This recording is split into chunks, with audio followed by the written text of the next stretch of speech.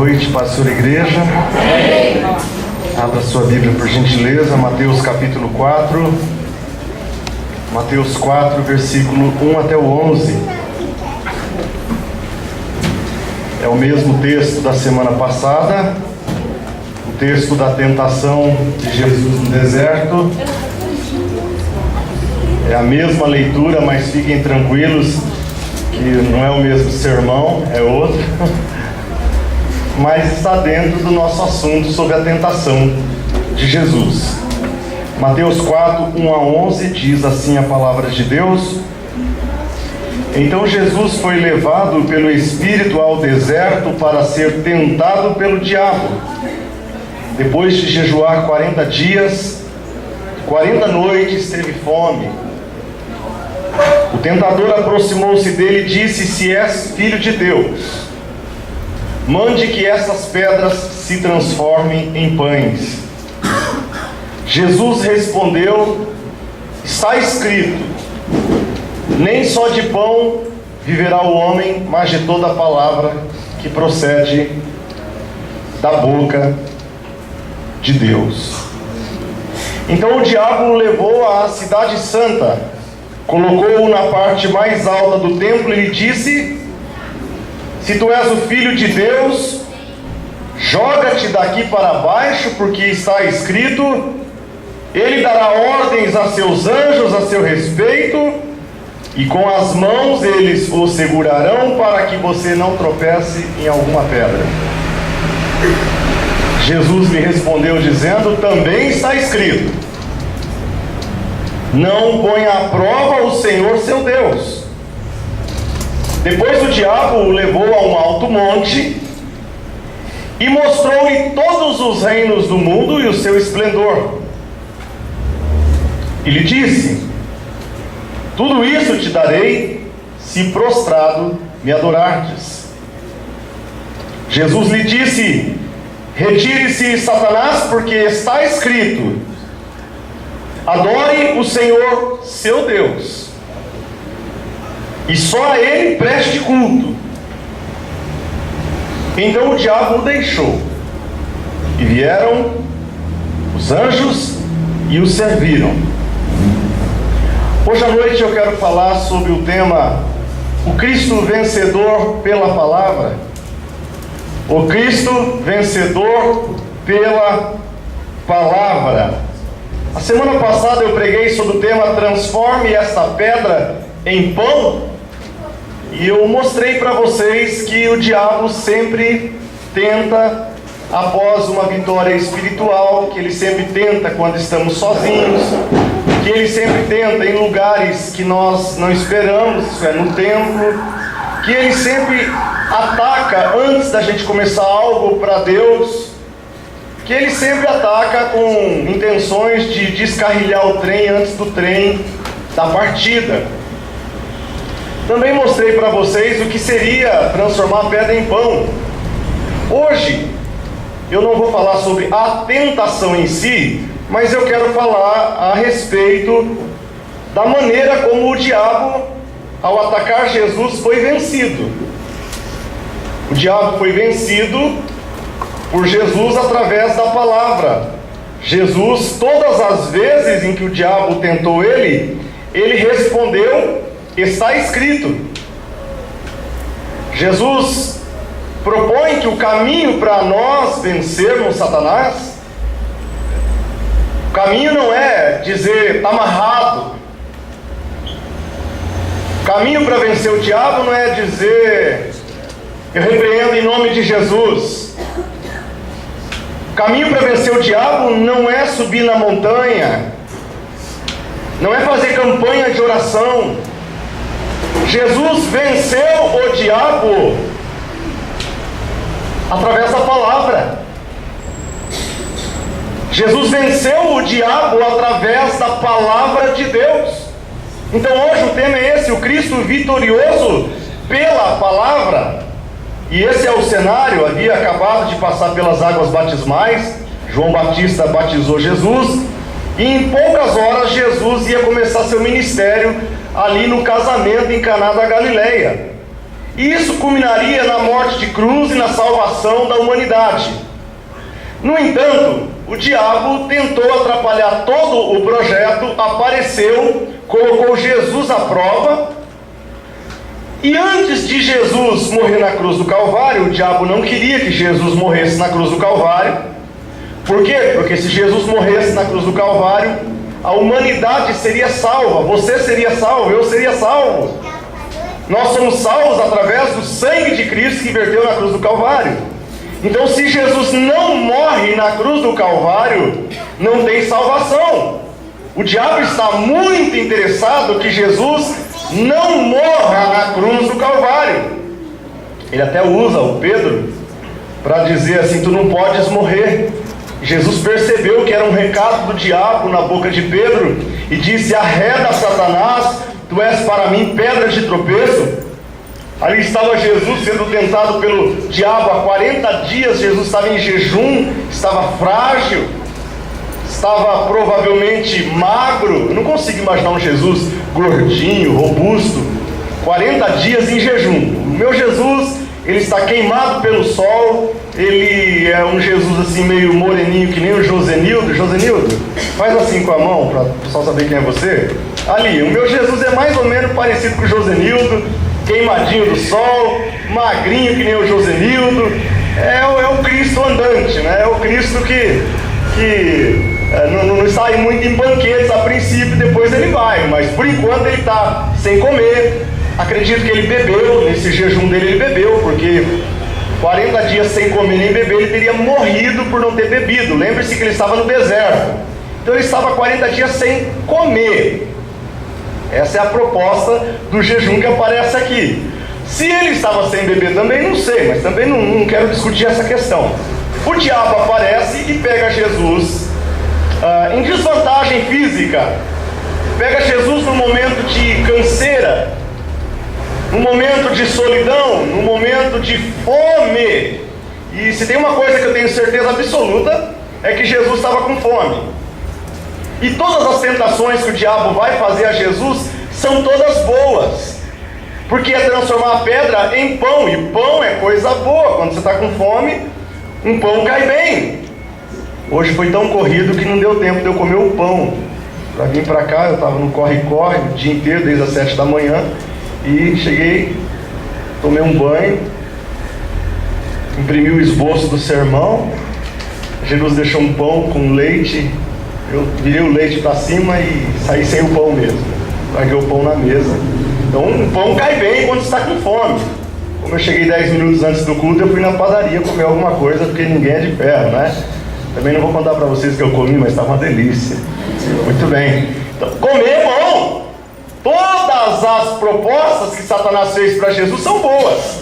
Transformar pedra em pão é bom, porque pão é bom. Pular do pináculo do templo é bom. Mas como assim, pastor, é bom? É bom porque a proposta é boa. A proposta é que se ele pular, os anjos de Deus vão o segurar no ar. E já imaginou toda Jerusalém vendo Jesus descendo do pináculo do templo num tombaço, no meio do caminho, anjos voando e catando ele? Ele ia ser uma coisa linda. Se eu tivesse certeza absoluta que os anjos me pegariam, eu também pularia do prédio mais alto do mundo. Queria todas as câmeras de televisão em mim, pastor Fernando. Se eu tivesse certeza absoluta que os anjos iam pular, ia ser uma cena épica. Nem o Steven Spielberg conseguiria fazer um filme desse tipo. Então é boa a proposta de você se exibir, ser amparado espiritualmente por anjos, é legal. A proposta é boa. A terceira tentação também é ótima. Ele fala para Jesus assim: olha, os reinos do mundo estão todos aqui, eu vou dar tudo para você. Se prostrado me adorardes, eu te dou tudo. E essa é uma coisa boa também. Alguém te propor os bens, propriedades, alguém te propor, já imaginou te propor mansões, casa com piscina? Ah, eu não aguento. Se alguém tiver uma casa com piscina aí, me chama, irmão, pra fazer uma visita, sabe? Eu prometo me comportar, eu uso bermuda, fica tranquilo, sabe? É coisa boa, mansões, carrões. Eu já disse para Deus que meu coração é humilde. Meu sonho agora é ter um Camaro, né? Eu sei que é um sonho, só um sonho. Mas eu tô ficando velho, tô ficando nojento. Eu gostaria muito de ter um Camaro, sabe? Mas eu acho que não vai rolar. Mas vontade eu tenho. Aí já imaginou alguém aparece, olha, eu te dou um Camaro, eu te dou... É coisa boa, meu filho, é coisa boa. Se você não gosta, é problema seu. Eu já falei pra Jerusa que eu tô numa fase assim de humildade. Falei pra ela, eu tô numa fase de humildade. Eu topo vender esse carro dela também. Eu vendi o meu pra pagar a conta esses dias. Mas eu topo vender o dela pra andar de Fusca. O novo, o Fusquinha novo. Então todas as tentações que o diabo propõe a Jesus se oferece para nós como alimentação, pão, pizza, proteção espiritual, se oferece a nós como bens materiais. Todas as tentações são boas. Aliás, se não fosse boa, não era tentação. Então todas as propostas do diabo aqui são bonitas, mas como alguém já disse, todas as maçãs do diabo são bonitas, mas tem bicho. É assim que ele faz. Jesus estava ali na mira do diabo, e o diabo faria qualquer coisa para tirar Jesus do caminho e destruí-lo. Porém, nas 3 tentativas de Satanás, Jesus responde de uma maneira poderosa.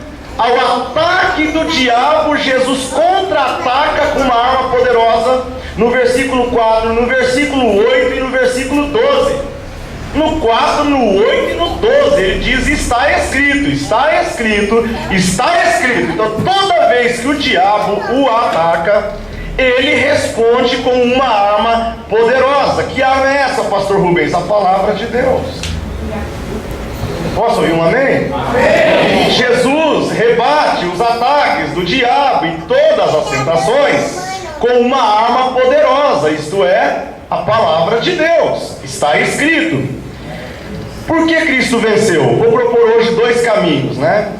Primeiro, Cristo venceu porque tinha uma arma poderosa, invencível. Por que Cristo venceu o diabo? E aí, por que muitas vezes eu não consigo vencer a tentação? Porque Cristo enfrentava as tentações respaldado na palavra. E toda vez que eu tenho a tentação e me esqueço da palavra, é complicado. Então Cristo venceu, primeiro, porque tinha uma arma invencível. Segundo, Cristo venceu porque, além de ter uma arma poderosa, ele sabia usar a arma. São 2 propostas para hoje à noite.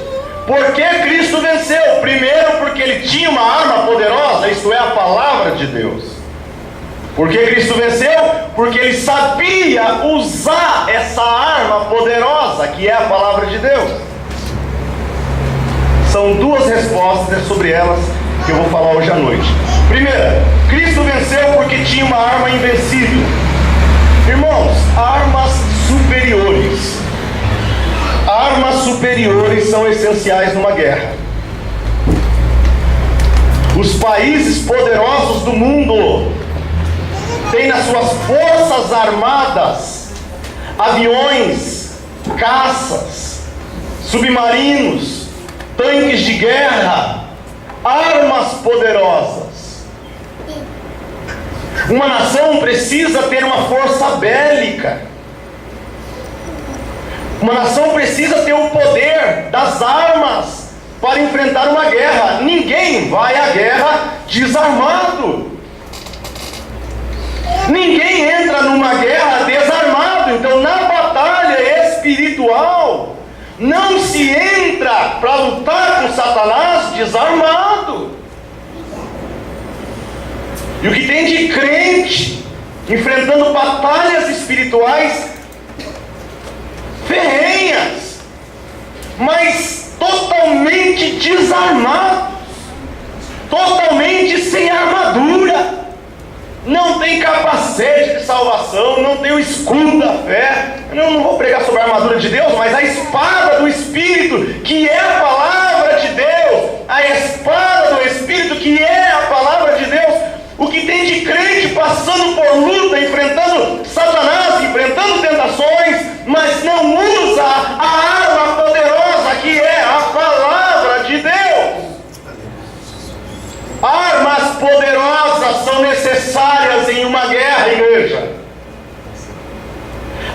poderosas, e acredito que em nenhum outro lugar ficou tão evidente a questão das armas, quanto na Guerra do Golfo. Alguns aqui são bastante jovens para lembrar da Guerra do Golfo. Eu já me lembro bem da Guerra do Golfo, quando o Bush, Estados Unidos, enfrentou Saddam Hussein, Arábia Saudita, Iraque.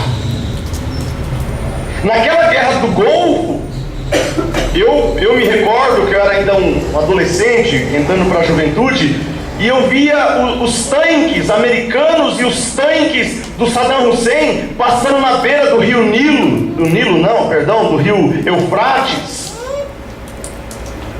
Na beira do deserto, aquele rio, o Tigre e o Eufrates estão ali, e os tanques passando no meio do deserto, e a televisão filmando alguns ataques. E em uma cidade chamada Dhahran, um repórter da NBC, Arthur Kent, numa das cenas onde ele está filmando os acontecimentos à noite, vocês já devem ter visto isso, aquelas cenas onde as balas dos canhões faiscam pelo céu e cruzam o céu e explodem, e ele ali gravando tudo chocado. Por quê?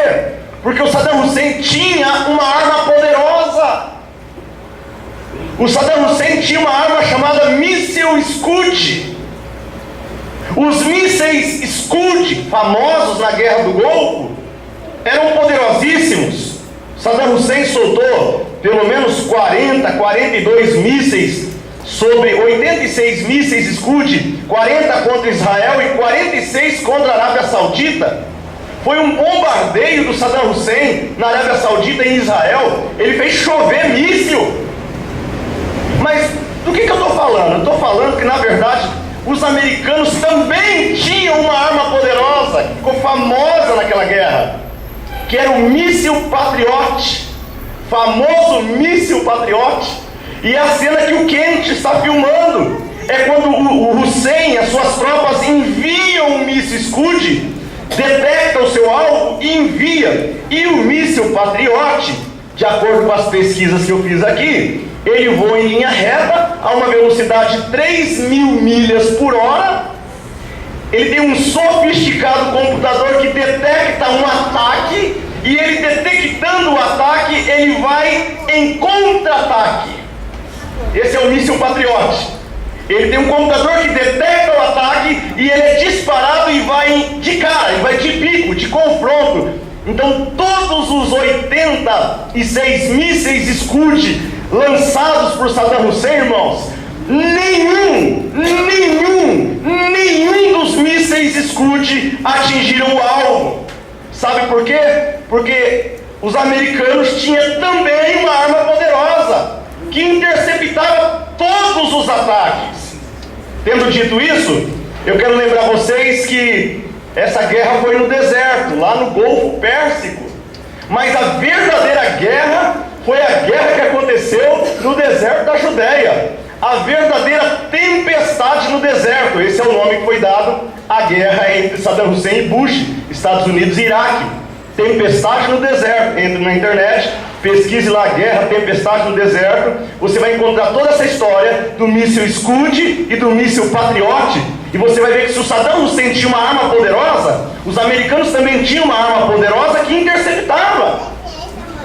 Mas a verdadeira guerra espiritual, a verdadeira guerra poderosa aconteceu no deserto da Judéia.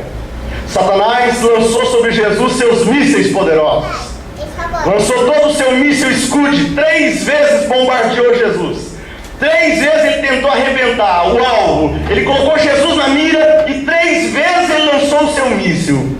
Mas Jesus tinha uma arma mais poderosa ainda. Jesus tinha uma arma poderosíssima. O míssil Patriot estava na boca de Jesus, estava no coração de Jesus. E Jesus respondeu a todos os ataques do diabo com esse míssil Patriot, interceptando todos os ataques do diabo. Eu tenho a impressão que o diabo anda atacando a muitos de nós, e a gente está levando um bombardeio do diabo simplesmente porque nós temos o míssil Patriot e a gente não usa. Quem consegue entender o que eu estou falando hoje à noite? Amém? Então, quando 2 mísseis opostos, o do diabo e o de Jesus, O diabo lançou seus mísseis da tentação. Jesus lançou seus mísseis da palavra. E quando eles se colidiram naquela tempestade no deserto, eu imagino que o impacto foi sentido não no deserto da Judéia, mas o impacto daquele bombardeio foi sentido no céu. E provavelmente também no inferno. A maneira como Jesus reagiu aos ataques do diabo foram fantásticas. Porque Jesus tinha e nós temos também a maior arma de defesa e ataque do mundo. O crente tem a maior arma de combate cristão. Irmãos, não substituam este míssil poderoso que é a palavra de Deus. Eu vejo o crente levando tiro de metralhadora, de espingardinha de pressão. E a gente com um canhão poderoso desse, a gente não usa. A mensagem de hoje à noite, o Cristo vitorioso pela palavra. Aleluia. Tentando inspirar vocês hoje à noite a uma mensagem bastante simples, mas a sair daquela porta com a decisão de usar esse míssil poderoso, essa arma poderosa. Jesus venceu o diabo em primeiro lugar porque tinha uma arma poderosa. Qual era a postura de Jesus para com a Bíblia? Qual era a atitude de Jesus em relação a essa arma poderosa? Deixa eu te dizer. Primeiro, Jesus cria que as Escrituras são a palavra de Deus. Deixa eu te mostrar como é que Jesus lidava com essa arma poderosa. Primeiro, Jesus cria que as Escrituras são a palavra de Deus. Ele disse: nem só de pão viverá o homem, mas de toda a palavra que procede da boca de Deus.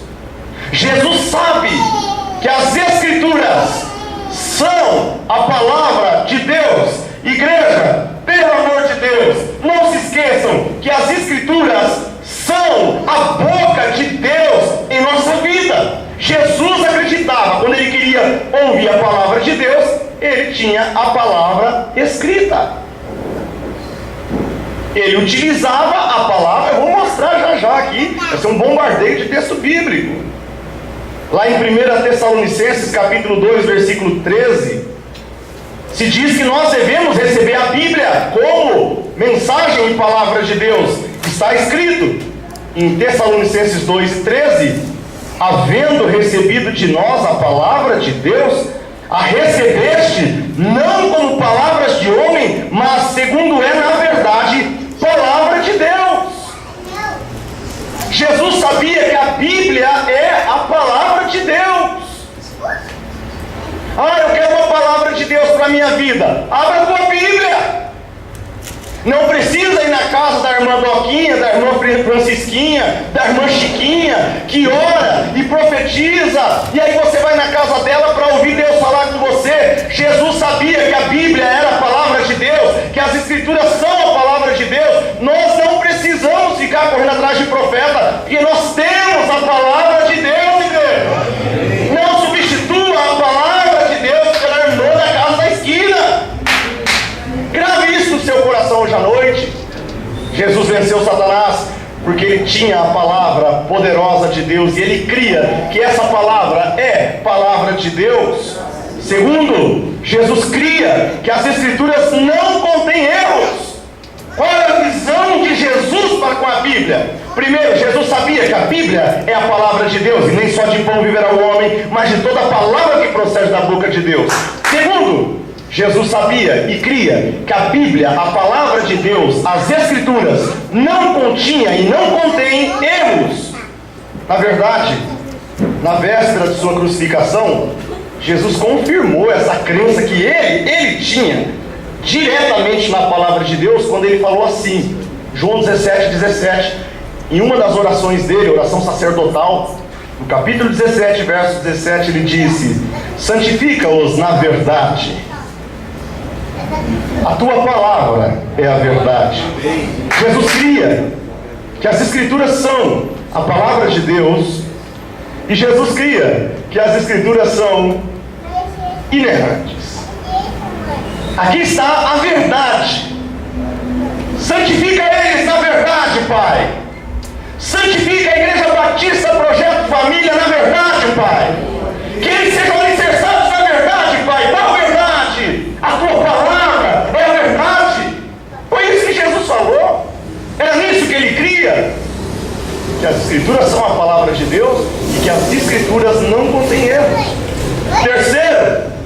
atitude de Jesus para com a palavra. Terceiro, Jesus cria que as Escrituras são historicamente exatas. Jesus cria que as Escrituras são historicamente exatas. Por que digo isso?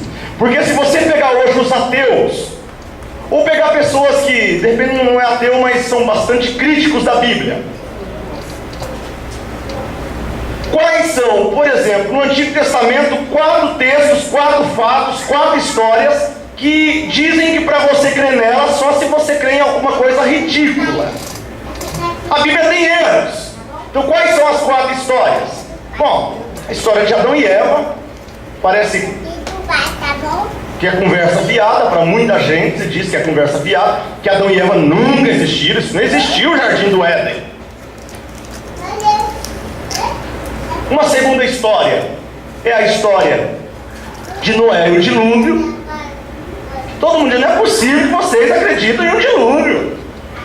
Você é crente do século 21, você acredita em Adão e Eva, você acredita em Noé e um dilúvio. Isso é ridículo. Ou alguém diz, a terceira história, Sodoma e Gomorra. Isso é ridículo, que uma cidade foi destruída porque desceu fogo do céu e queimou a cidade. Isso é ridículo.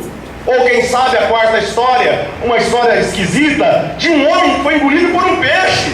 Ficou 3 dias e 3 noites no mar e saiu de lá vivo. Jonas e o grande peixe. Então, Adão e Eva, Noé e o dilúvio, Sodoma e Gomorra e Jonas e o grande peixe são as 4 histórias mais ridicularizadas na história do homem. Eles dizem que para você crer nisso, você tem que ter um atestado de imbecilidade. Qual era a postura de Jesus com as Escrituras, irmãos? Jesus cria que as Escrituras são historicamente exatas. Por que eu digo isso? Porque essas 4 histórias que são criticadas por tanta gente, Jesus acreditava nas 4. Jesus tinha uma visão das Escrituras diferente de alguns de nós.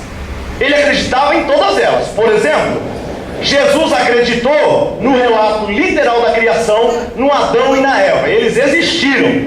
Por isso Jesus disse, lá em Mateus 19, versículo 4 a 6, respondeu-lhe Jesus, não tendes lido que o Criador os fez desde o princípio homem e mulher, e que ordenou por isso deixará o homem seu pai e sua mãe, e unir-se-á à sua mulher, e serão os dois uma só carne? Assim já não são mais 2, mas uma só carne. Portanto, que Deus ajuntou, não separe o homem. Jesus está falando aqui da criação, do homem mais a mulher, do Adão mais a Eva. Jesus menciona o Adão e a Eva como personagens históricos reais. Jesus não lida com esses personagens como muitos lidam hoje, como personagens inexistentes. Para Jesus, Adão e Eva existiram. Por exemplo, para Jesus, ele acreditou também na historicidade de Noé e o dilúvio. Está escrito em Mateus capítulo 24, versículo 37 ao 39, palavras de Jesus, ele que disse, pois assim como foi nos dias de Noé, assim será também a vinda do Filho do Homem, porquanto assim como nos dias anteriores ao dilúvio, comiam, bebiam, casavam, davam-se em casamento, até os dias em que Noé entrou na arca, não o perceberam, até que veio o dilúvio e os levou a todos, assim será também na vinda do Filho do Homem. Jesus cria que existiu Noé e que existiu o dilúvio. A terceira história, Jesus também confirmou a autenticidade do relato de Sodoma e Gomorra. Assim está escrito em Lucas 17, 28 a 30, como também da mesma forma aconteceu nos dias de Ló, comiam, bebiam, compravam, vendiam, plantavam, edificavam, mas no dia em que Ló saiu de Sodoma, choveu fogo e enxofre e os destruiu a todos. Assim será no dia em que o Filho do Homem se manifestar. Jesus acreditou também na existência de Jonas e o grande peixe. Ele disse lá em Mateus no capítulo 12, no versículo 38 até o 40, assim, então alguns escribas e fariseus, tomando a palavra, disseram, mestre, queremos ver da tua parte algum sinal. Mas ele lhes respondeu, uma geração má e adúltera pede um sinal, nenhum sinal se lhe dará, senão o sinal do profeta Jonas. Pois, assim como Jonas esteve 3 dias e 3 noites no ventre do grande peixe, assim estará o Filho do Homem 3 dias e 3 noites no seio da terra. Ou seja, Jesus literalmente sabia que a Escritura é a palavra de Deus. Jesus acreditava que a Escritura não tem erros, que ela é a verdade, e ela é a verdade que santifica. E Jesus acreditava na historicidade e na exatidão da história, até dos 4 acontecimentos ridicularizados pela humanidade. Jesus acreditava na Bíblia. Jesus acreditava na palavra. Jesus sabia que a palavra não tinha erro. Jesus sabia que era a palavra de Deus. Jesus sabia a arma que tinha. Jesus não duvidava do poder de fogo que a arma dele tinha. Jesus cria na palavra de Deus.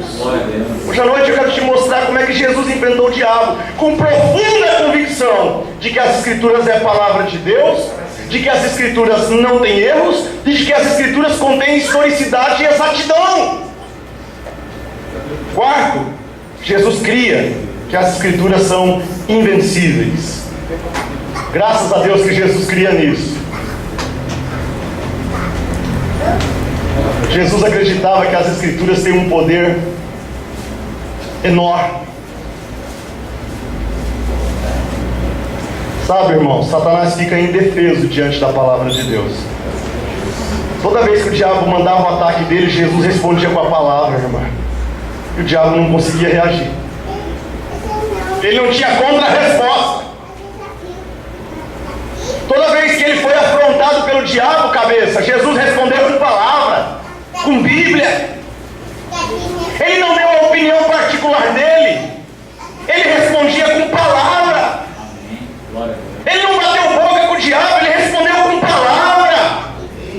Essa é uma maneira nova, igreja, para a gente lutar contra o diabo, citando a palavra, mencionando a palavra, crendo na palavra, usando a palavra, bombardeando o inferno com a palavra. Parece que o Facebook hoje, as pessoas estão se degladiando, cada um com sua opinião, e a gente quase não vê ninguém colocando lá, está escrito, essa é a sua opinião, mas está escrito, você fala isso, mas está escrito, a irmã diz aquilo, mas está escrito, a Cassiane canta aquilo, mas está escrito, a Damares canta aquilo, mas está escrito, o irmão tal canta isso, mas está escrito diferente. As reações de Cristo me mostram que Cristo levava a sério as Escrituras.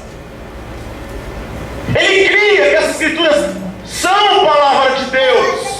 Ele cria que as Escrituras não têm erros. Ele cria literalmente que as histórias bíblicas são reais. E ele sabe muito bem que a arma, a palavra de Deus, é arma poderosa.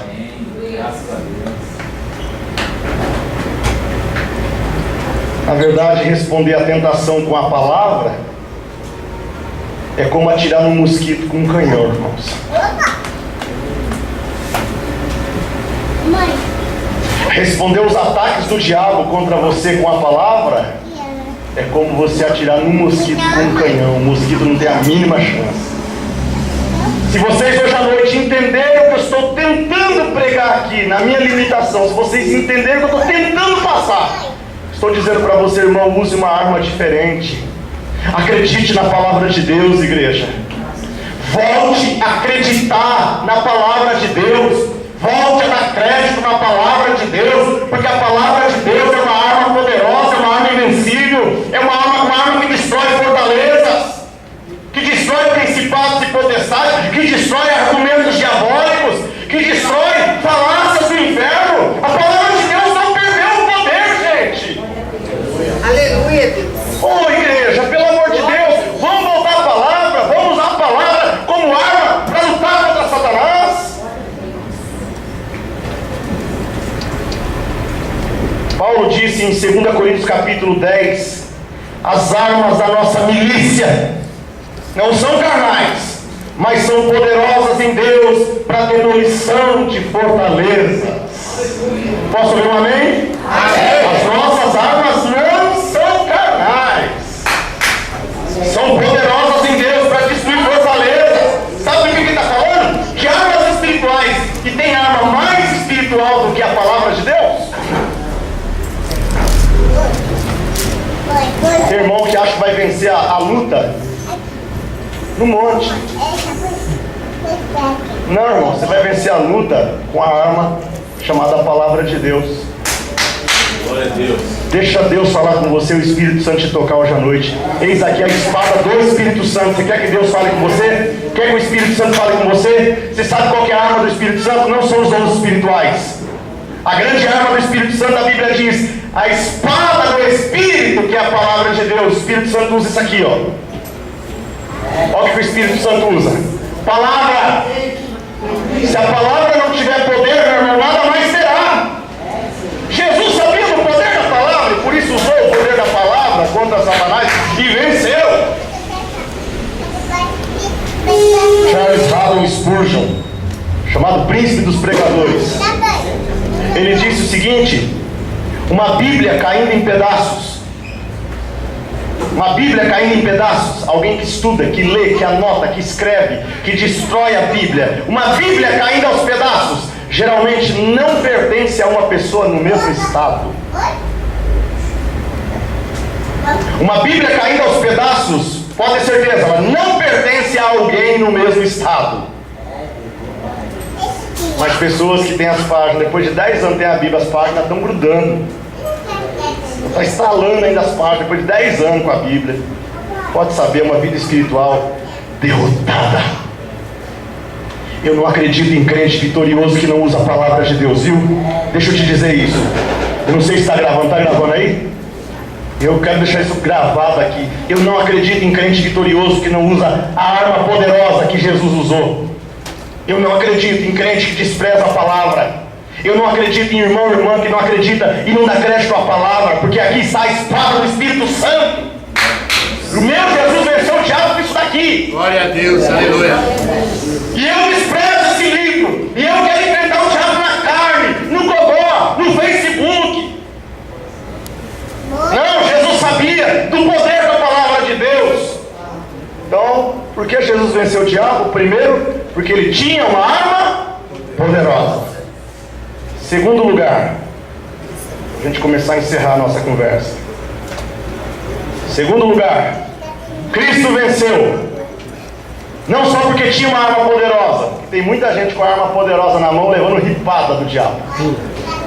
Tem crente com a arma poderosa na mão e levando chumbo grosso do diabo. Apanhando feio do diabo. Tem uma armaça e levando couro. Então por que Jesus venceu o diabo? Segundo lugar, Cristo venceu porque sabia usar essa arma poderosa. Irmãos, em qualquer guerra, a vitória depende de duas coisas. Aprenda isso. Em qualquer guerra, a vitória depende de duas coisas. Primeiro, o tipo de arma que se tem para guerrear. Tipo de arma que se tem para guerrear. Segundo, a habilidade dos seus soldados para usar essa arma. Porque você pode ir para o campo de batalha com a maior arma poderosa, se você não sabe acioná-la. De vez em quando eu vejo uns vídeos na internet que aparecem, e vídeo de armas. Alguns são até muito engraçados. Tem um grupo de soldados assim agachados, ele lança um lança-granada, enfia dentro de um tubinho, um míssilzinho, e aí o negócio, já viram? Sai aquele míssil, vai cair lá do outro lado e explode aquela granada.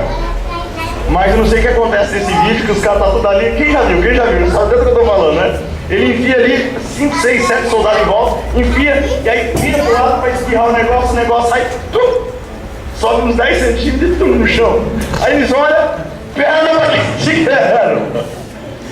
Meu irmão, uma arma poderosa na mão de pessoas que não sabem usar a arma, não resolve. Aliás, você se mata com ela. Não é? Uma arma na mão de quem não sabe usar, você mata. Uma arma poderosa. Do que adianta, por exemplo, vou pegar eu aqui. Pega um pelotão de palmeirense. 100 palmeirenses para me atacar. O único corintiano, o último dos moicanos. Fiel. Estou ali num canto e vem 100 palmeirenses me atacar. Meu irmão, não precisa de 100 não. Já 1 ou 2, no estado que eu estou aqui hoje fisicamente, eu acho que até meio palmeirense dá conta. Eu já estou mal fisicamente, bem mal mesmo, muito cansado. Mas Deus está dando graça para eu pregar, estou contente. Aleluia! Amém? Nossa, tem um glória a Deus aí, isso é bom. Então meio palmeirense já dá jeito. Mas já imaginou se esses palmeirenses estivessem no campo de batalha contra mim, todo mundo armado? Todo mundo com um cacetete na mão. Cada um deles com um cacetete na mão para vir me pegar. Eu confesso que desarmado eu temeria pela minha vida. Confesso.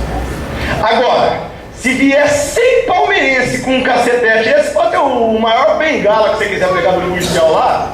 Vini, se você me der um fuzil AR-15 na mão, se você colocar na minha mão um fuzil AR-15, meu filho, pode vir, porque olha, aí eu não tenho medo. Será? Quem já está entendendo o que eu estou falando aqui? Será? Porque de repente quem tem um pedaço de pau sabe usar o pau. Eu tenho um fuzil R15, mas não sei nem se tem bala, nem onde que aperta, nem onde destrava, nem como recarrega. Então do que adianta ter uma arma poderosa se nós não sabemos? Do que adianta você ter uma arma poderosa para o mundo espiritual, para você lutar, vencer, sua família vencer? Do que adianta você ter uma arma poderosa dessa que você não sabe usar? É pro diabo vir com um pedaço de pau e te moer no pau mesmo, meu amigo. Viu o crente desavisado? Está aqui ouvindo? Está na internet ouvindo? É para levar a paulada do cão mesmo, meu filho. Deus te deu um fuzil R15 na mão. E sabe por que Jesus venceu o diabo? Porque Jesus tinha um fuzil R15 e sabia usar. E por isso o diabo não esperava. O diabo não esperava Jesus. Está escrito. Está escrito. Já viu aquela doce? Todo curto? Já falo. Vem. O que está dizendo mesmo? Como é que é mesmo? Aí eu quero ver. Jesus sabia usar. Não adianta nós crermos na palavra, que a palavra é a palavra de Deus, que a palavra não tem erros, de que as histórias da Bíblia são reais e verdadeiras, e de que é uma arma poderosa. Não basta esses 4 itens. Você precisa saber usar a arma. Hoje à noite é noite da gente aprender a usar a arma. É noite da gente lembrar que Deus não deixou a gente desarmado. É noite da igreja se posicionar como soldado de Cristo e dizer: sou soldado preparado, sou soldado armado, sou soldada armada. Então vem comigo aqui. Cristo venceu porque sabia usar essa arma. O exército com maior poder de fogo muitas vezes sofre uma derrota, irmãos, simplesmente por ser incapaz de usar eficazmente os seus equipamentos. É assim que se dá a derrota em meio às guerras. Você vê que o exército derrotado até tinha armas superiores. É só você pesquisar historicamente o que eu estou falando aqui. Quantos países têm armas superiores e leva a pau no meio da batalha? Você tem um Golias armado até os dentes, e você tem o Davi, mas que sabe usar muito bem a sua arma, que sabe usar muito bem as suas pedras, que sabe selecionar muito bem as suas pedras. Sabe, irmãos, o apóstolo Paulo reconhece essa necessidade quando ele envia uma carta chamada de Cartas Pastorais, 1ª e 2ª Timóteo e Tito. Ele escreve uma palavra a Timóteo, lá em 2 Timóteo, capítulo 2, versículo 15. Ele diz assim a Timóteo: Timóteo, procura apresentar-se mostre diante de Deus aprovado, como obreiro que não tem do que se envergonhar e que maneja bem a palavra. É preciso saber manejar a espada do Espírito, a palavra. Apresentar-se a Deus não para Deus te aprovar, não é isso. É apresentar-se a Deus aprovado. Você se apresenta aprovado. Deus, eu estou aprovado. E Ele diz, então me mostra. Você pega a espada e maneja ela. Você sabe manejar que nem o Conan, um bárbaro? Schwarzenegger, lembra? É, coisa boa. Saudade de Schwarzenegger. Camarada dá medo nos outros, depende do jeito que ele manuseia a espada, já dá até um frio na barriga. Irmãos, a igreja é atacada pelo diabo constantemente. A sua família é atacada pelo diabo constantemente. Você é atacado pelo diabo constantemente. A pergunta hoje à noite é: você maneja? Você maneja? Você maneja bem a palavra? O diabo está vindo com um cacetete, está moendo você no pau. Ai, pastor, estou com a vida toda arrebentada, é mesmo? Por que será? Por que será que o diabo está te moendo, está te desanimando? Tanto crente desanimado. Aí eu pergunto: vem cá. Você crê na Bíblia? Creio. Você sabe que é a palavra de Deus? É. Você sabe que ela é poderosa?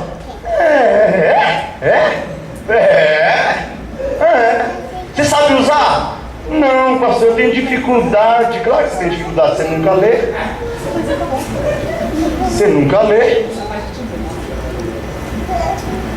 Claro que você tem dificuldade, cabeça. Você sabe mais de videogame que de Bíblia. Claro que você tem dificuldade. Eu também gosto de videogame, mas eu sei mais de Bíblia que de videogame. O cabeça sabe mais de videogame do que de Bíblia. Estou mentindo? Pergunta para ele qual que é a altura do Pepe, do Real Madrid, do videogame. Pergunta, qual que é a altura? Você sabe a altura dele? Do Pepe? Qual que é a altura?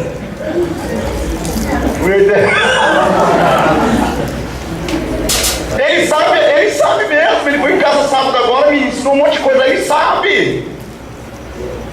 Mas aí o diabo cai de pau na gente e a gente não sabe citar João 3:16. O que está em João 3:16 mesmo?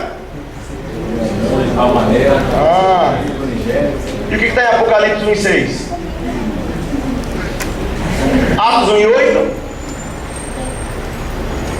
Atos 1:8? Mas recebereis poder ao descer sobre vós o Espírito Santo e ser-me-eis testemunhas em Jerusalém. Conhece isso? O que está lá em Lucas 24:49? Recebereis a promessa do meu Pai. Gente,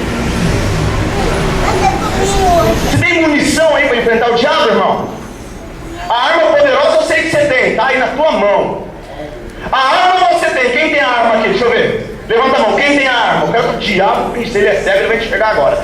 Quem tem a arma? Você sabe usar? Agora as mãos tudo abaixou. Jesus venceu primeiro porque ele tinha arma poderosa. E você também tem a mesma arma. Mas Jesus sabia usar. Quando o diabo atacou, Jesus sabia usar. Como assim, pastor Rubens? Deixa eu te explicar esse segundo ponto, como é que é. Primeiro, o Cristo vitorioso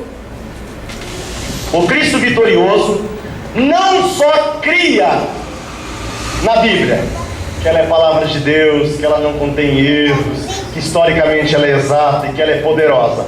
O Cristo vitorioso não apenas cria nisso. Segundo lugar, o Cristo vitorioso conhecia a Bíblia. Ele não apenas cria na Bíblia, ele conhecia a Bíblia. Vocês podem dizer isso? Ele não apenas cria na Bíblia, ele também conhecia. Você crê? Você conhece? Os amém agora foram bem menos convincentes. Eu quero que você acompanhe comigo Jesus de Nazaré. Ele não só cria, mas ele conhecia. Quando Jesus disse para o diabo: está escrito, nem só de pão viverá o homem, mas de toda palavra que procede da boca de Deus. Irmãos, Jesus não só cria, ele conhecia a palavra, ele sabia onde estava escrito. Aliás, ele citou um texto de Deuteronômio. Esse texto está em Deuteronômio, capítulo 8, versículo 3. Jesus conhecia um livro que, desculpa, a maioria de nós não conhece. Deuteronômio. O que é o livro de Deuteronômio? Poderia dar uma aula aqui agora sobre Deuteronômio, não vou, mas o cenário está na minha cabeça, eu sei onde eles estão, no mapa. Está acontecendo, Moisés vai morrer. Deuteronômio são os últimos sermões do pastor, está com 120 anos, ele vai morrer. Vai passar a liderança para o pastor mais jovem, o Josué. Mas ele, antes de morrer, ele está preocupado que esse povo dele, as ovelhas dele, se desvie, se esqueça de Deus. Então, ele vai dar conselhos ali antes deles entrarem na terra prometida. Jesus sabia de tudo isso. Jesus sabia detalhes. Jesus não apenas cria, mas também conhecia. Podemos repetir? Não apenas cria, mas também conhecia. Um livro esquecido que Jesus conhece e conhece bem. Mas uma pergunta eu quero fazer: como é que Jesus tinha esse... Conhecia como? Como é que ele tinha conhecimento da Bíblia? Como será que Jesus adquiriu o conhecimento da Bíblia? Ele não apenas cria, ele também conhecia. Mas como é que ele conhecia? Vou te dar duas dicas aqui, como ele conhecia. Primeiro, a sua mãe.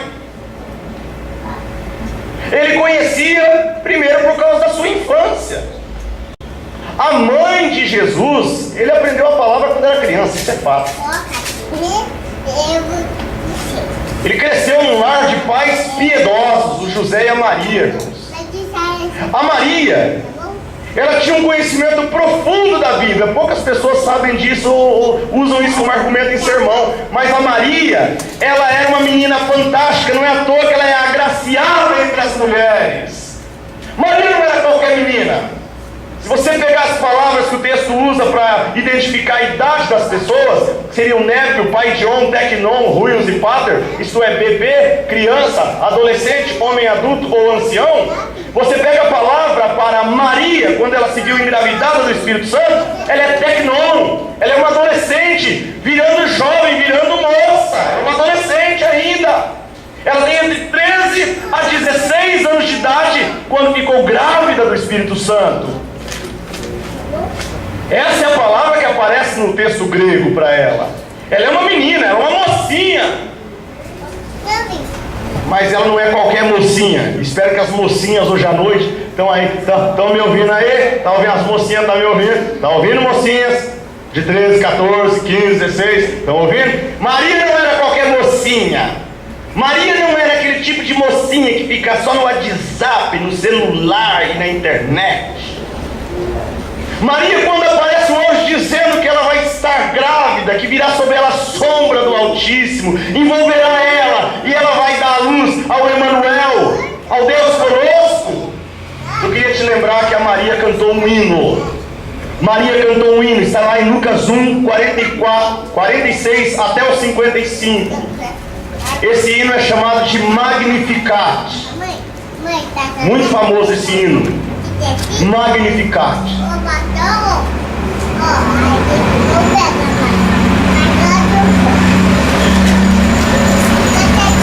Tem concorrência hoje na minha pregação aí atrás, né?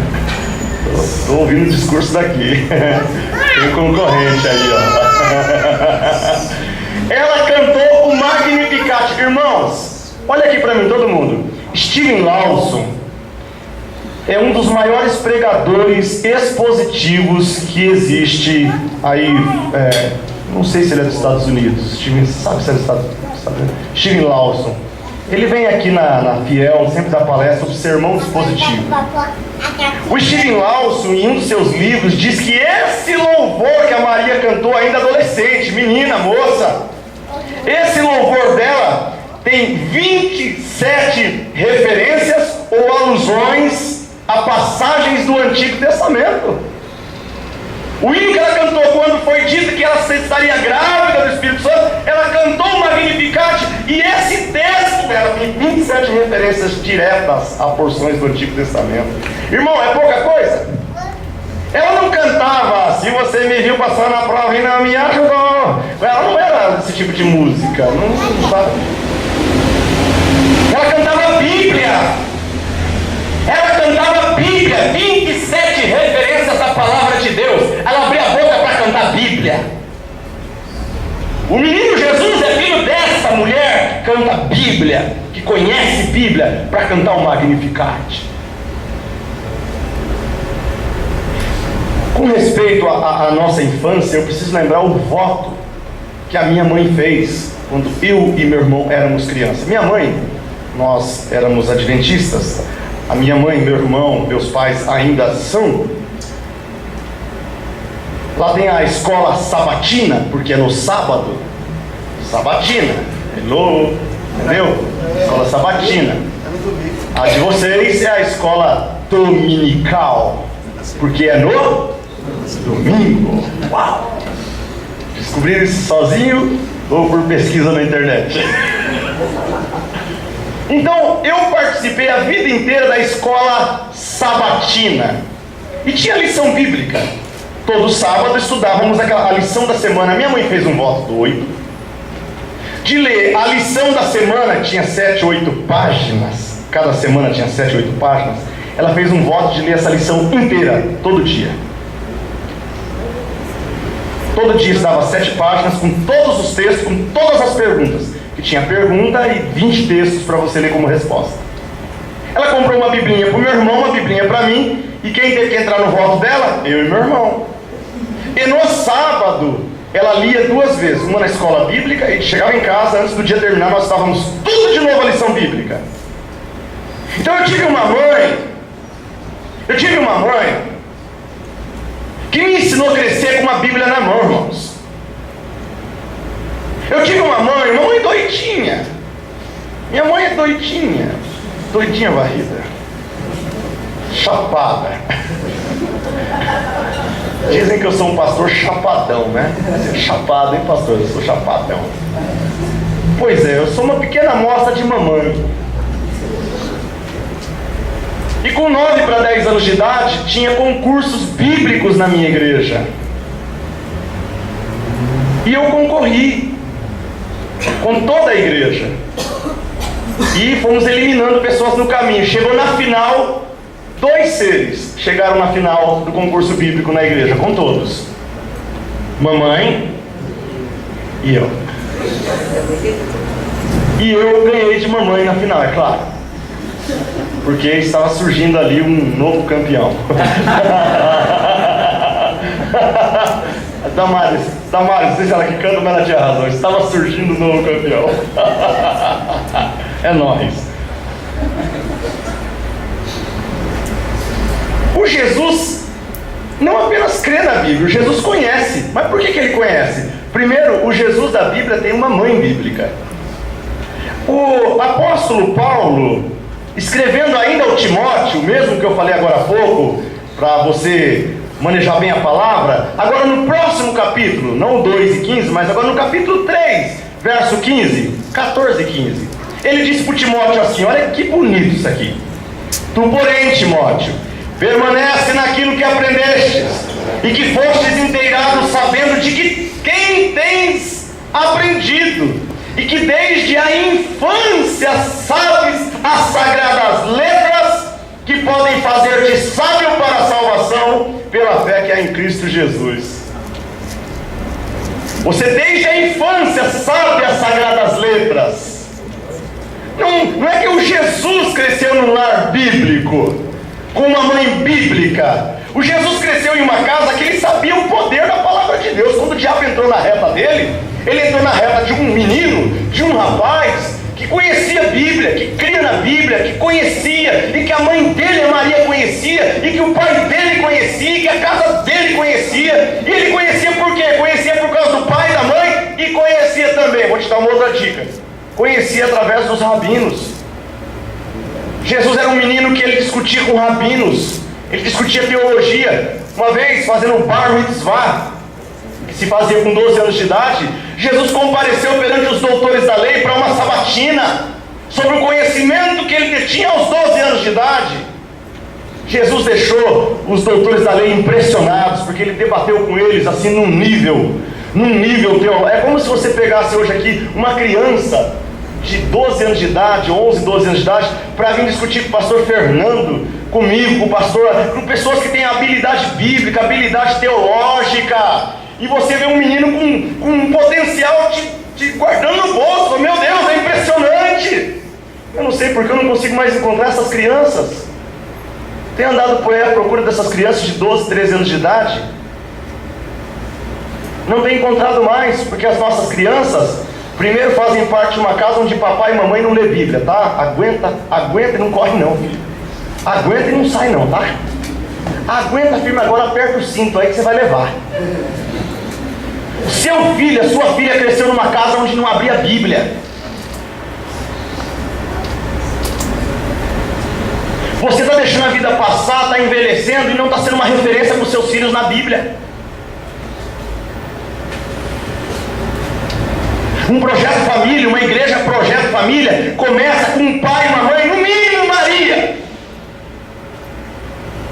Se o teu filho, com 12 anos, ainda não é um Jesus que impressiona doutores da lei, pelo menos você, irmão ou irmã, se você não tem filhos ainda, aguenta firme, e quem tem filho aí já vai aprendendo hoje à noite.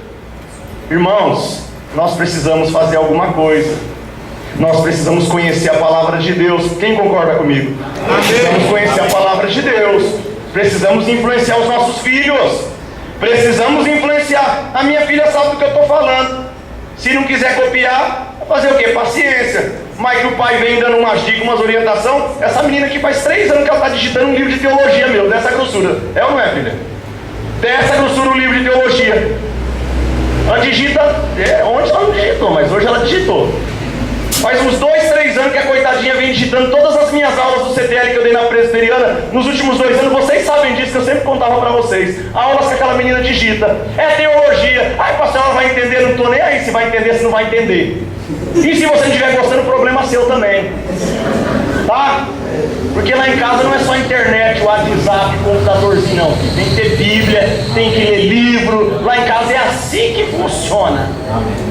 Foi assim que eu aprendi com mamãe. Por isso que eu fiquei meio assim, entendeu? E se depender de mim, vai vir mais uma vai vir, se Deus quiser. Glória a Deus. Aleluia. E que seus filhos sejam Estou torcendo para esse menino quando crescer ser doidinho varrido assim, sabe? Bíblia pura. Porque essa molecada só sabe de computador, de internet. Mas nós pais não podemos falar muita coisa, porque não somos uma referência bíblica para eles. Nós somos aqueles que creem na Bíblia, mas não somos aqueles que conhecem a Bíblia. Sabe por que Jesus venceu o diabo? Porque cria, mas porque também conhecia. Mas Ei, Jesus amado, eu preciso dar exemplos. O Jesus conhecia a Bíblia pela mãe, conhecia pelas suas conversas com doutores da lei, e em sua vida adulta, a gente vê que ele conhecia bem a Bíblia. Eu não vou ler os textos, mas no início do ministério público de Jesus na Galileia, quando ele visitou a sinagoga em Nazaré, ele citou Isaías 61:1, e isso está em Lucas 4, 16 a 21. O texto de Lucas 4, 16 a 21 é Jesus mostrando o seu conhecimento de Isaías capítulo 61. Quando você pega Jesus curando um leproso e pedindo que ele se apresente ao sumo sacerdote ou ao sacerdote de acordo com as exigências mosaicas, Jesus conhecia as exigências mosaicas, e ele está mencionando diretamente Levíticos 13, versículo 49, e Levíticos 14, versículo 2. Jesus conhecia esses 2 textos. E onde é que está isso? Isso está lá em Lucas capítulo 5, verso 12 a 14. O que está em Lucas 5, 12 a 14? Menção do texto de Levíticos, que Jesus está citando, ele conhece. Então Jesus cria nas Escrituras, mas também conhecia. Agora eu quero te dar um segundo argumento. Jesus não só conhecia, mas também memorizava. Jesus não só cria, Jesus conhecia. Mas eu estou dizendo agora em segundo lugar que Jesus não só conhecia, Jesus memorizava as Escrituras. Quando o diabo atacou Jesus no deserto, Jesus soltou Deuteronômio 8:3 para ele. Nem só de pão viverá o homem, mas toda palavra que sai da boca de Deus. O diabo atacou, não diz o texto que Jesus falou: peraí, está me atacando, diabo, deixa eu pegar uma Bíblia aqui, peraí, diabo, peraí, vou pegar uma Bíblia. Não tem isso no texto. Jesus não tirou do bolso uma caixinha de promessas para tentar achar um texto para combater o diabo. Jesus não tinha um celular com uma Bíblia digitalizada. Espera aí só um pouquinho, diabo, que eu vou achar o versículo. Onde é que está mesmo? Onde é que está mesmo? Ele sabia onde estava. Ele sabia o que estava escrito. Jesus memorizou as Escrituras. Ele não apenas cria, ele conhecia. Ele não apenas conhecia, ele memorizava. Não dava tempo de ir no templo em Jerusalém, pastor Paulo, para pegar uma porção da palavra de Deus. Não dava tempo de ir lá em Nazaré. Não dava tempo de ir na sua base missionária, no seu quartel general em Cafarnaum. Não dava tempo, igreja. Já atacou ali mesmo que Jesus já vai dar de cabeça. Memorizado, está escrito. Olha que lindo, Jesus dizendo decor o que está escrito.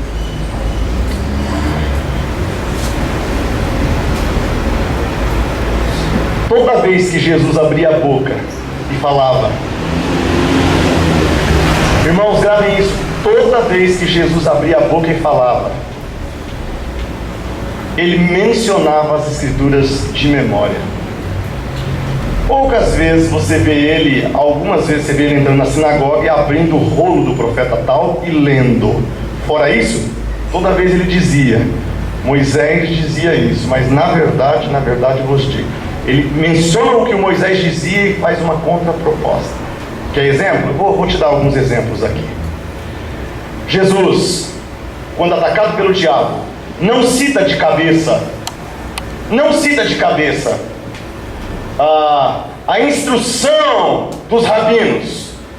Não adianta você saber o que os professores de Bíblia dizem, tem que saber o que a Bíblia diz. Tem gente que só sabe citar o que os professores de Bíblia dizem. Você precisa aprender a citar o que a Bíblia diz. Jesus dizia, está escrito. Eu já mostrou o diabo atacando ele, mas o diabo é o seguinte, o rabino Hillel, o rabino Shammai, você sabe que está na cabala judaica, diabo? O diabo atacando Jesus, você sabe que está no Talmud? Pouco importa o que está no Talmud, o que está na cabala judaica, o que está na cabeça dos professores de Bíblia, os rabinos. Jesus diz, está escrito. Quando o diabo te ataca, não adianta você citar o pastor Rubens diz isso, porque o irmão diz aquilo, o professor do CTL me ensinou isso aqui. Você tem que dizer, está escrito, diferentemente na palavra de Deus, no capítulo tal, versículo tal. Ai, pastor, não estou preparado para isso. Prepare-se, leve a sua vida cristã a sério, pelo amor de Deus. Sua arma de batalha é esse livro, não é o seu Facebook nem seu WhatsApp. Sua arma de vencer o diabo é esse livro. Igreja, ouça, sua arma de vencer o diabo é esse livro. Você não vai vencer o diabo com seus aparelhos eletrônicos. Vou te citar exemplos. Primeiro exemplo de que Jesus memorizava as Escrituras. Uma vez mandaram alguns mensageiros de João Batista até Jesus. Lucas capítulo 7, versículo 20 a 22 é esse momento. Lucas narra esse momento de quando os discípulos de João Batista procuraram Jesus para saber que era o Messias. Jesus não abriu uma Bíblia, ele tinha memorizado, porque ele imediatamente Jesus citou Isaías capítulo de número 35 e Isaías capítulo 61, versículo 1. Ele diz assim: quando aqueles homens chegaram junto dele, disseram: João Batista enviou-nos a perguntar: és tu aquele que havia de vir ou havemos de esperar outro? Naquela mesma hora, curou a muitos doenças e molestia, espíritos malignos, e deu vista a muitos cegos. Então respondeu: ide contai a João que tens visto e ouvido. Os cegos veem, os coxos andam, os leprosos são purificados, os surdos ouvem, os mortos são ressuscitados, e aos pobres é anunciado o evangelho. Onde é que está isso? Está em Isaías 35 e Isaías 61. Jesus está citando de cabeça, de memória, uma referência direta. Está se cumprindo agora. Jesus tinha memorizado. Mas eu preciso te dar mais uma dica. Vem comigo. Primeiro, Jesus cria. Está comigo aí? Cria que a Bíblia era o quê? Palavras de Deus. Que a Bíblia não continha erros. Jesus cria que as histórias, a historicidade era correta. E ele cria no poder, do poder da palavra. Mas ele não só cria, ele conhecia. Conhecia porque tinha uma referência muito forte na sua vida, a sua mãe. Conhecia porque tinha contato com os mestres da lei. E conhecia na sua vida adulta. Mas Jesus não só conhecia, ele também memorizava. Várias vezes, quando ele é procurado, ele cita o que tem de memória. Ele não abre uma Bíblia, ele cita de memória. Eu conheço um monte de irmãos que dizem: pastor, eu até sei o que está escrito, mas eu não sei aonde. Você memoriza o dia que tem que pagar suas contas, memoriza o dia do aniversário da sua sogra, memoriza tanta coisa ruim, memoriza o peso do Pepe, o tamanho do Neymar. Você memoriza, viu, seu cabeça? Leva essa, filha. Você memoriza. Você memoriza, percebeu que você tem uma cabecinha boa? Você memoriza. Aí quando chega na Bíblia: ai, pastor, eu creio, mas eu não sei aonde está escrito. Agora deixa eu te dar mais uma dica. Jesus não só memoriza, Jesus cita. Ele não só cria, ele conhecia. Ele não só conhecia, ele memorizava. Ele não só memorizava, ele citava. Jesus é interessante, sempre que ele é atacado, que vem a ele não fica só com o que ele tem na memória, Camila. Ele abre a boca e diz: está escrito, está se cumprindo hoje a palavra de Isaías. Interessante. Diga para João: os cegos veem, os mudos falam, os surdos ouvem. Olha que interessante, ele não só tem guardado aqui dentro, ele verbaliza pela boca dele o que ele tem aqui dentro. Sabe por que muitas vezes somos derrotados pelo diabo? A gente até sabe alguma coisa, Camila, tem alguns versículos de cor, mas nunca verbaliza. Jesus cria, mas também conhecia. Jesus conhecia, mas também memorizava. Jesus memorizava, mas também citava. Como eu preciso acabar, eu quero fechar com: Jesus citava, mas também obedecia. Glória a Deus.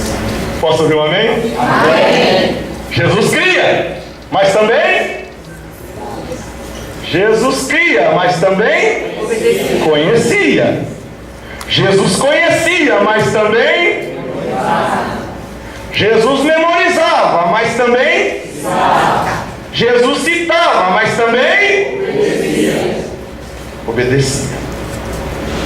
Apesar de Jesus crer na Bíblia e conhecê-la profundamente, mesmo assim o diabo atacou Jesus.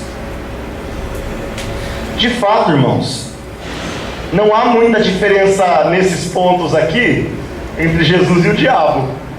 Não se choque com o que eu acabei de falar, eu repito. Está tão bonito falar que Jesus era assim, não está? Mas o diabo é igualzinho. O diabo também crê. O diabo também conhece. Quando Jesus disse: está escrito, nem só de pão viverá o homem, está escrito aonde? Que livro? capítulo 8, versículo. Jesus diz para o diabo: está escrito em Deuteronômio 8:3, nem só de pão viverá o homem, mas de toda palavra que sai da boca de Deus. O diabo falou: eu também sei o que está escrito. Pula no pináculo do templo, porque... Olha o diabo agora. Pula no pináculo do templo, porque está escrito no Salmo 91. E a Bíblia, a mensagem, a Suzana tem aí na mão, pode conferir. No texto de Mateus 4, na Bíblia, a mensagem, o diabo vai dizer para Jesus: está escrito no Salmo 91, que dará ordem aos seus anjos para te guardar em todos os seus caminhos. Então, o diabo também cria e também conhecia. O diabo conhecia, mas também... Tanto que o diabo não usou uma Bíblia, ele falou decor para Jesus, sim ou não? E ele citou o Salmo 91 ou não? Citou. Então ele cria e também conhecia. O diabo conhecia e também memorizava. E o diabo memorizava e também... Aí é que tem a parada, o final da mensagem acaba assim. Jesus e o diabo nesse quesito são exatamente iguais. O que diferencia os dois é que Jesus cria, mas também conhecia.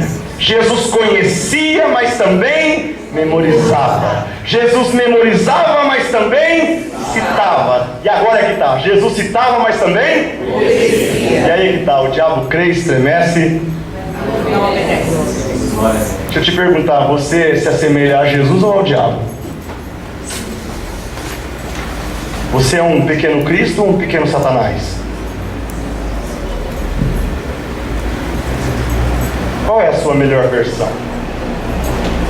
Estava ouvindo a CBN essa semana, e aliás eu ouço todo dia a CBN quando volto aos CTLs, uma rádio aí de notícias, gosto muito. E tem uma propaganda de uma autora brasileira que ela lançou esse livro. O título é esse: Qual é a sua melhor versão? É o 5º livro dela. Fiquei muito curioso, quero comprar esse livro, quem sabe ganhar de presente de alguém aqui. Qual é a sua melhor versão? Anote correndo, senão você vai esquecer. Memorize isso, pelo amor de Deus. Qual é a sua melhor versão? Aliás, eu não vou nem comprar esse livro, eu estou sentindo no coração que alguém vai me dar. Isso chama manipulação, para quem não sabe. Qual é a sua melhor versão? Eu vou pegar aqui o link do nome do livro daquela autora e vou te perguntar: qual que é a sua melhor versão, irmão? O que me diferencia de um diabo? Será a habilidade de obedecer. Fecho a minha mensagem agora, nesse último minuto, Jesus dizendo assim: olha, não penseis que vim destruir a lei e os profetas. Eu não vim destruir, mas eu vim cumprir. O que é cumprir? É obedecer, irmão. O filho que cumpre a ordem de um pai é o filho que obedece a ordem do pai. Jesus disse: eu vim obedecer. Mateus 5,17 está escrito isso. Jesus também disse, em João capítulo 13, versos 17: se sabeis essas coisas, vocês ouviram hoje à noite, bem-aventurados sois se as praticardes. Ninguém hoje à noite é bem-aventurado por ter vindo a essa igreja só para ouvir, só para guardar, só para memorizar o esboço do pastor Rubens, que eu acho que vocês já memorizaram o meu esboço aqui, tanto que a gente repetiu. Bem-aventurados sois se a praticardes. Aliás, o Tiago, no capítulo 1, versículo 22, Tiago diz assim: sede cumpridores da palavra e não somente ouvintes, enganando-vos a vós mesmos. Quando você não pratica a palavra, você é apenas um ouvinte da palavra, você está se enganando, meu irmão. Você está se enganando na sua vida cristã. Você que frequenta toda quarta-feira a palavra se transforma. Só para ouvir. Se você não está praticando e não pratica nada que está ouvindo, você está se enganando. Sua vida cristã é uma fraude. Vou ler de novo. Tiago 1,22. Sede cumpridores da palavra, não somente ouvintes, enganando-vos a vós mesmos. E o último texto que eu quero citar, Apocalipse 1, verso 3. Bem-aventurado aquele que lê, e bem-aventurado aqueles que ouvem as palavras dessa profecia e guardam as coisas que nela está escrita. Bem-aventurado quem lê, bem-aventurado quem ouve, e bem-aventurado aqueles que guardam as coisas que estão escritas. Felizes, bem-aventurados quer dizer felizes. Felizes são aqueles que ouvem e que guardam no coração, que praticam. A última linha do meu esboço para mim descer, o pastor que for assumir já pode vir subindo. A última linha diz assim, escrevi agora há pouco: como diz um pastor amigo meu, está aqui bem grandão embaixo. Como diz um pastor amigo meu, ele não veio hoje à noite, mas ele sempre diz isso: palavra pregada e não praticada não vale nada. Então, creia, conheça, memorize, cite. Deus te abençoe em nome de Jesus. Amém.